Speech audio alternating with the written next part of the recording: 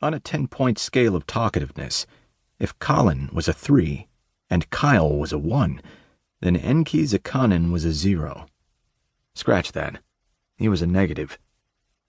Torin made his way down a narrow alley, passing a row of old freighter crates that had been repurposed into market stalls.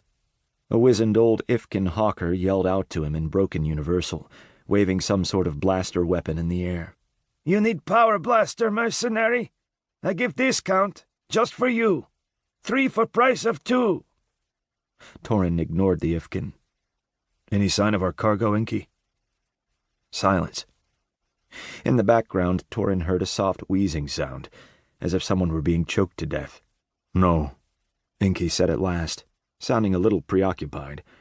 "I will search the upper level. And I'll go down." Click. The comm went dead.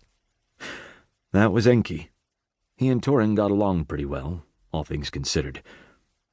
"You look like you could use some loving, big boy." A Veronian female waved her tail at him, her golden eyes narrowing suggestively.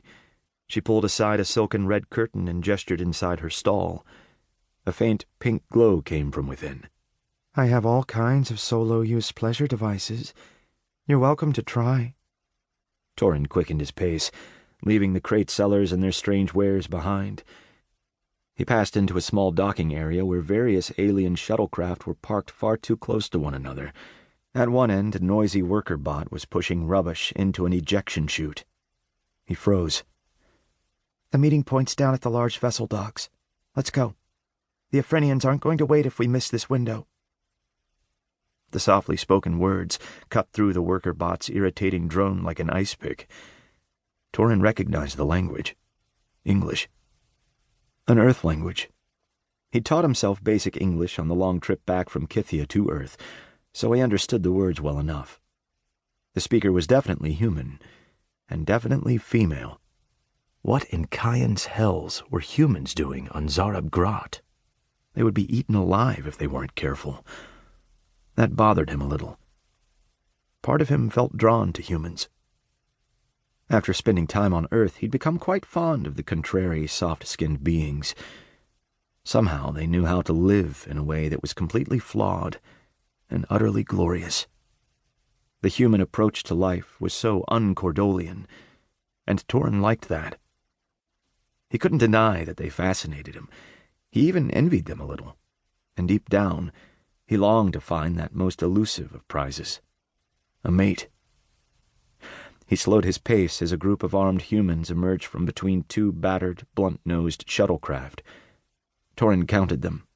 24 males, wearing identical combat armor and protective helms. Each of the guards carried identical short-barreled bolt guns. A small army. Were they enforcers? Paid mercenaries? Official soldiers? They strode right past Torin, paying him little attention. He didn't blame them. Why would they be bothered about him when he appeared to be nothing more than a common merc? Anonymity could be a wonderful thing. 24 males and... For a heartbeat they parted ranks, revealing their closely protected secret. A female. The one who had spoken earlier. She wore a long black cloak with a hood that concealed her hair and eyes. It draped over her body, swishing back and forth as she walked, offering Torin barely a hint of the form that lay beneath. Sensible, flat-soled boots hugged her calves, extending up beneath the folds of her cloak. The only part of her that was actually visible was her lower face. Torin caught a glimpse of pink lips and pale skin decorated with small brown spots. Just as he'd thought.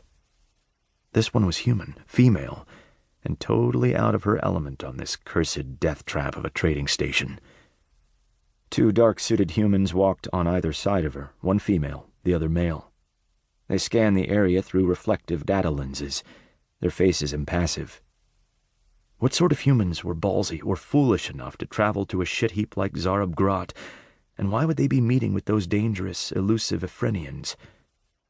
Down at the large vessel docks. That's where they were headed. Torin looked the other way as they passed, not wanting to draw attention to himself. He waited until the humans were almost out of earshot. Then he sighed, turned, and followed. Chapter 2.